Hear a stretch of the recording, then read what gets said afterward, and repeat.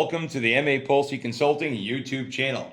I'm Jeffrey Isherwood, Senior Cybersecurity Consultant here at MA Polce, or as my marketing director, Katrina Dibble, likes to call me, Cyber-ish.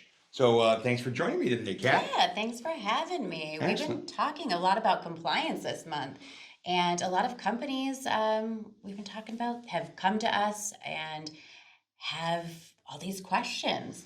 So tell me, Ish, what is compliance and why is it so important? Well, compliance is a rather sticky topic, right, for most companies. What does it mean? Well, it means I hate to use the word in the definition, it means to comply. It means to adhere to and follow the rules and regulations that govern your organization. That's what compliance is.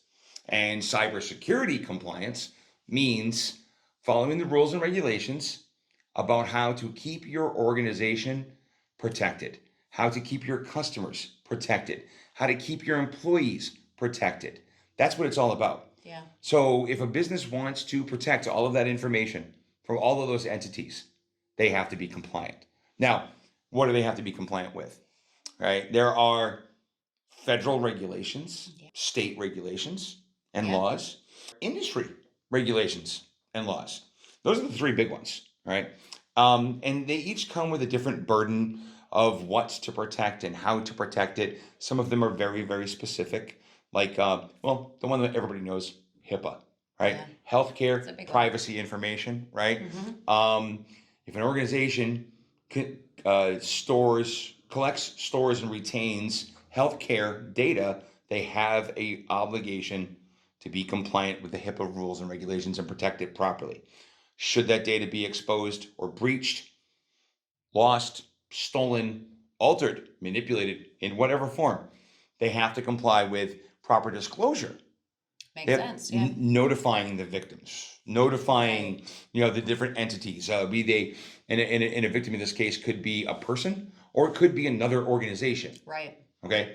So they have a requirement to properly disclose breaches and things like that. So if they're going to be compliant with all of that, they have to be paying attention.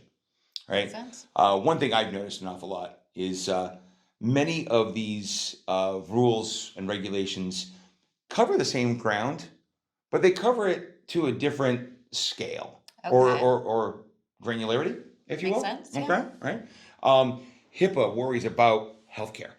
Okay. Yes. New York State Department of Education has a regulation. The New York State Department of Education law, Section 2D, covers cybersecurity for educational institutions. We call it Ed Law 2D, yeah, right? We abbreviate it because that's a mouthful. It is. Okay. It is. Another mouthful, the New York State SHIELD Act. Oh, tell me what that one is. So SHIELD, I'm gonna tell you, I'm gonna have to read it to you because I can never remember it off the top of my head. Right. It is the New York State Stop Hacks and Improve Electronic Data Security Act. That's a mouthful. That's a mouthful. Nobody wants to say that all the time, so we call it the SHIELD Act. Yeah. Okay. They all have requirements that you have to have some sort of security monitoring software. You have to have antivirus. You have to have a security awareness training program. You have to do a risk assessment, a vulnerability assessment, a security assessment, penetration tests. All of those. That's a lot. Oh yeah, it is a lot, right? And that's what scares companies when they go, oh my gosh, we have to be compliant. And they look at the reg and they go, we have to do all of this? Yeah. We hear that a lot. Where do you start? Most businesses do not know where to start. So there's a general kind of, I don't want to call it an opinion, kind of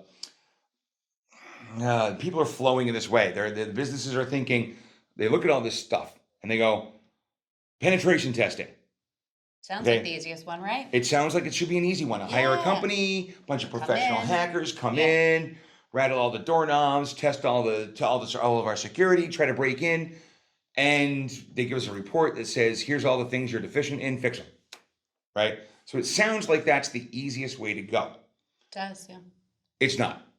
Okay? Imagine you're going to bring your car in for a safety inspection because it's required by law. You have to do that. Compliance again, right? And you don't fix all of the things on it that you know are broken. Yep. Okay? You just bring it in and have them do the inspection.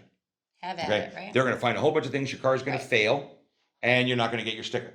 Right. That's penetration testing. Yeah. You have them come in and they shake and rattle everything, and they find a whole bunch of things wrong that now you have to fix, right?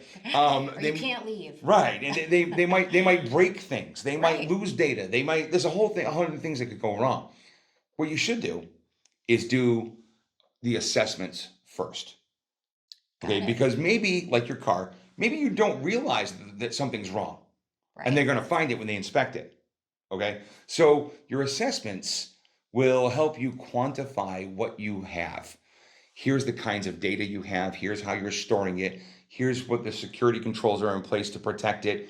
And the assessment looks at everything and gives you an idea of what risks you face Okay. and how you can fix and mitigate them before you have the pen testers come in. Okay. Got it. Security assessment, same thing. More technical than a risk assessment, but the security assessment will look at, do you have network segmented, and are you separating data properly, and things like that. Things that the Right. penetration testers will take advantage of. Vulnerability assessment, looking for all the vulnerabilities of software that's not patched, things like that. If you do those three first, there's a greater chance that your penetration test will come in cleaner, easier, less damage, less things to fix, all of that. So we really recommend you do the assessments first, not Okay. the penetration test first. All right. Regulatory compliance. Some of the regulations say, "Oh, you've had a pen test. Can we see the report?" Do you really want to show them a report that is full of all these flaws and funky things that Right. they found? Do the assessments first. Know what you're dealing with. Come up with a plan to mitigate and fix things. And then when you think everything is good, then you bring the pen testers in, and they're your validation. They're your checks and balances, right? They come in and they rattle all the doors. They go, "Oh, you guys found all this stuff in the risk assessment and the vulnerability assessment and the security assessment, and you fixed them all. We didn't find anything, or we found very few things." Right. Then your pen test goes nice and clean. And when your regulators come in and ask you for that pen test report, you can hand them something that's not full of flaws. It makes you look good. It shows that you're doing your due diligence. It shows that you're securing things. So no pen test to No start. pen test. Okay, so you heard it from the expert. No pen test first. Start with a risk assessment or a security assessment. Yes? I would do both. All right. I would do both, but one at a time, obviously. Okay. So if you like what you heard today and you want to be notified when future videos come out, click like and subscribe down here below so that you're notified when we post new videos. And in the comments below, if you have any regulatory compliance questions that you'd like us to answer in our upcoming webinar, please do so below, and we will try to cover that in the webinar At the end of the month, right? at the end of the month. Yes. Thank you.